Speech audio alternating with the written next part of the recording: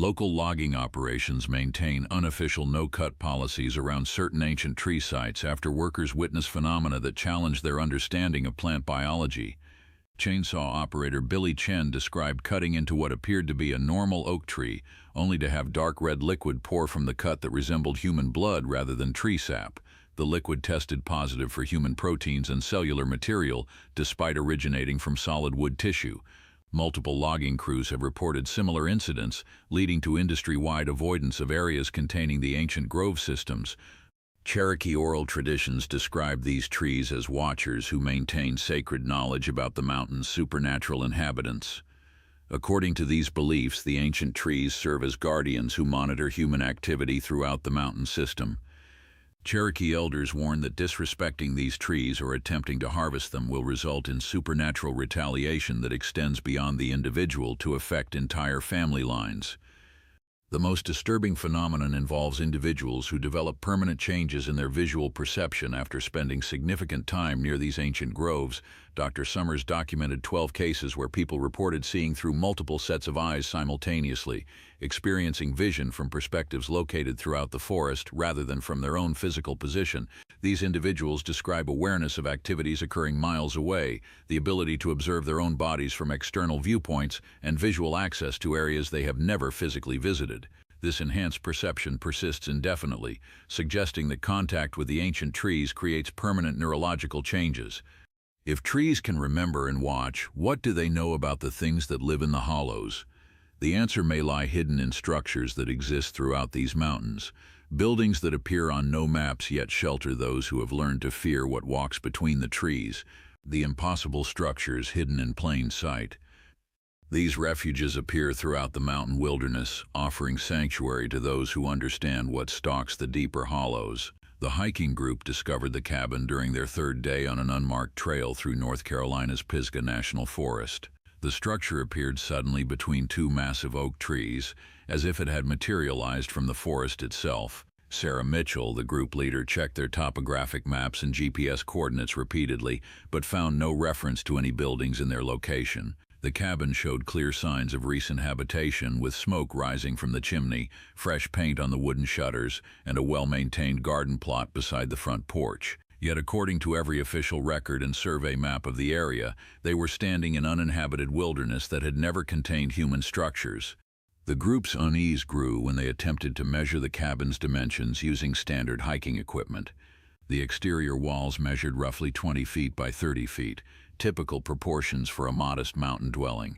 However, when they knocked on the door and were invited inside by a friendly elderly man, the interior space defied the external measurements completely. The cabin contained 6 large rooms connected by hallways that stretched far beyond the building's outer boundaries. Sarah counted her steps while walking from the front door to the back of the kitchen, covering nearly 80 feet within a structure that measured 30 feet from front to back when viewed from outside. The layout became more disturbing as they explored further into the impossible interior space. Rooms connected in ways that violated basic architectural principles, with doorways leading to spaces that should have overlapped with rooms they had already visited. The bathroom contained a hallway that led to what appeared to be the same kitchen they had entered from the front door, yet this kitchen was oriented in a different direction and contained different furniture arrangements. Windows in various rooms showed views of completely different forest landscapes, as if each room existed in a separate location despite being connected by common doorways and hallways. Modern amenities throughout the cabin operated perfectly despite the complete absence of electrical lines, water pipes, or any other infrastructure that would normally supply such services. Electric lights illuminated every room with steady brightness, while a refrigerator hummed quietly in the kitchen, maintaining frozen items and cold beverages. Hot water flowed from bathroom and kitchen faucets without any visible water heater or plumbing connections. A television in the living room displayed current news broadcasts and modern programming, though no cables or satellite dishes were visible anywhere on or around the property. The cabin's resident introduced himself as Thomas Garrett, claiming to have lived there for 37 years after moving to the mountains from Tennessee. Garrett appeared to be in his 70s, with detailed knowledge of local wildlife patterns and weather conditions that suggested genuine long-term residence in the area. However, when the hiking group later checked county records, property deeds, and census data, They found no documentation of Thomas Garrett ever existing as a legal resident of North Carolina or any surrounding states. Utility companies had no record of service to the cabin's location, and tax records showed the area as unimproved forest land owned by the federal government.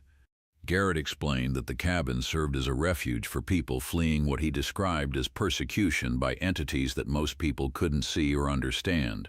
He mentioned other residents who lived in similar structures throughout the mountains, individuals who had sought shelter from supernatural predators that hunted them in the normal world.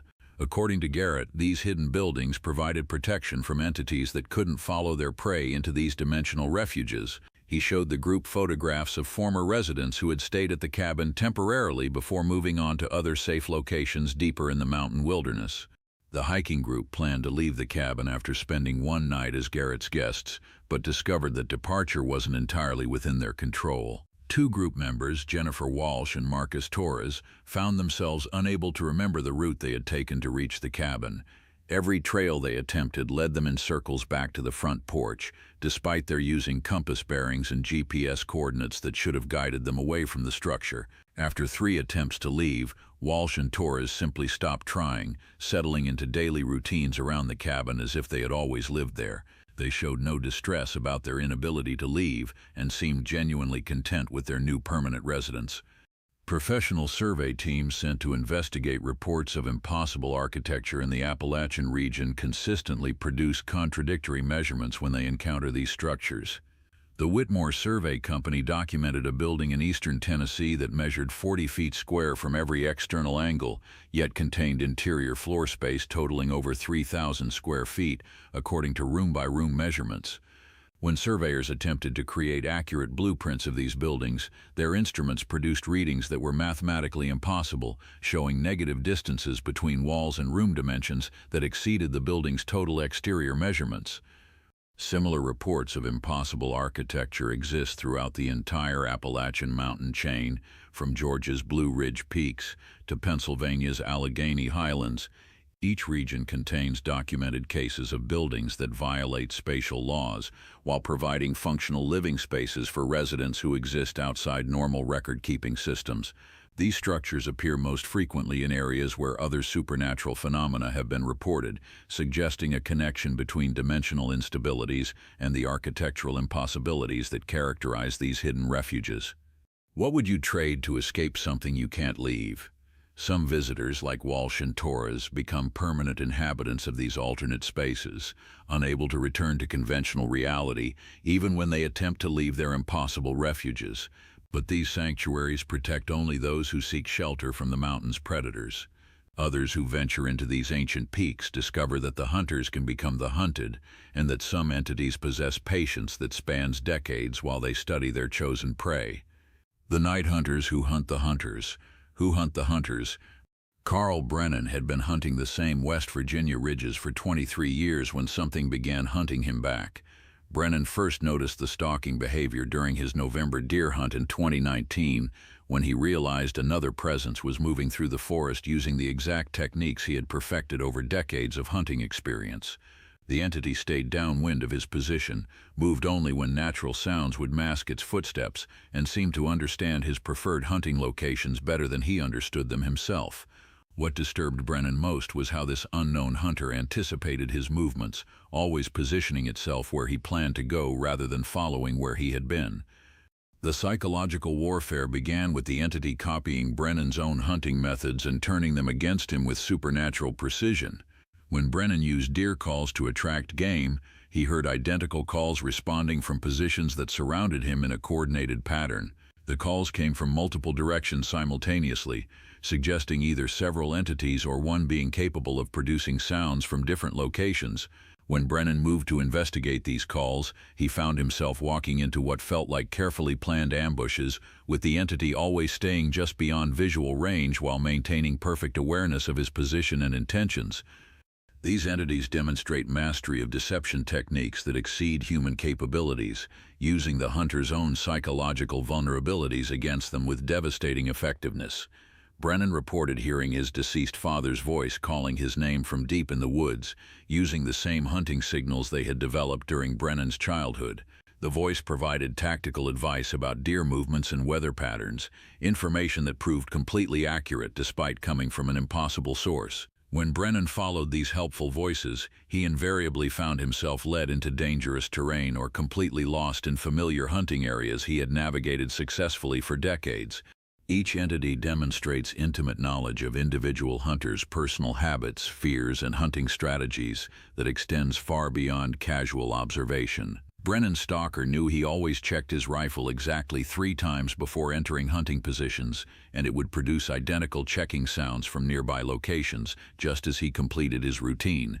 The entity understood his preference for hunting during specific weather conditions and would appear most frequently during the atmospheric circumstances when Brennan felt most confident and successful.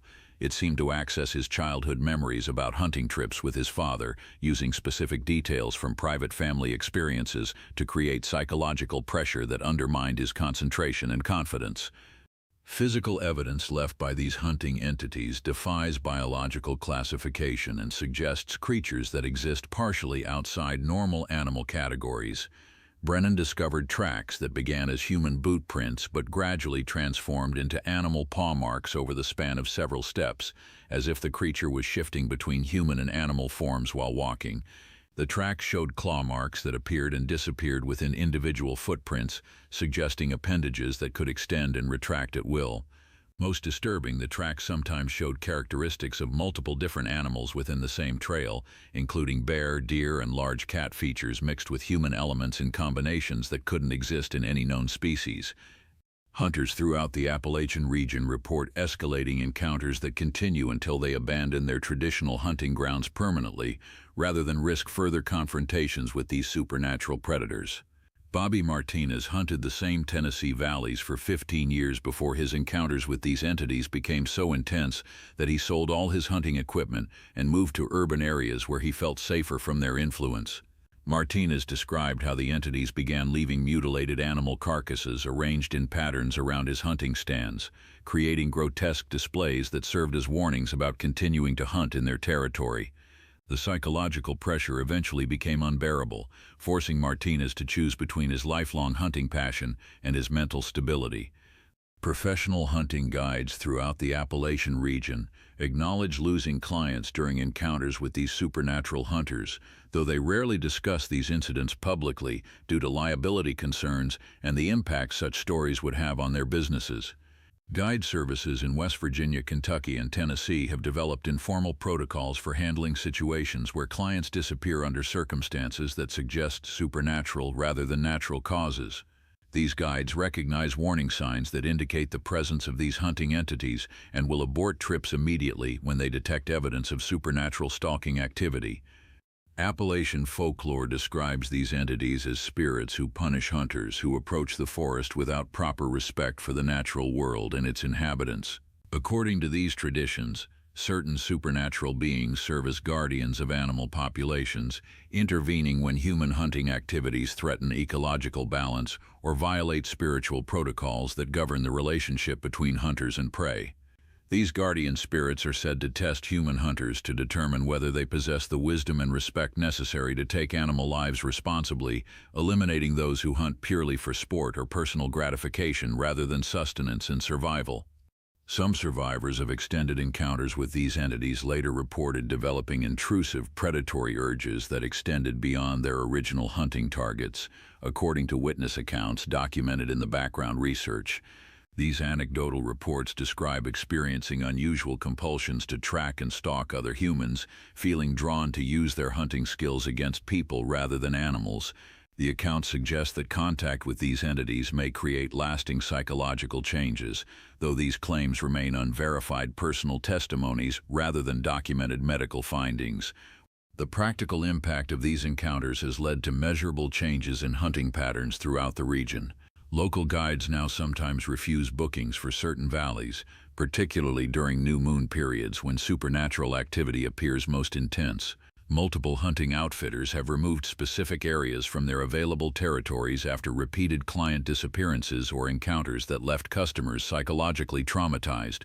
The economic consequences extend beyond individual businesses, as entire hunting seasons in affected areas have seen dramatic decreases in participation rates when word spreads about supernatural encounters.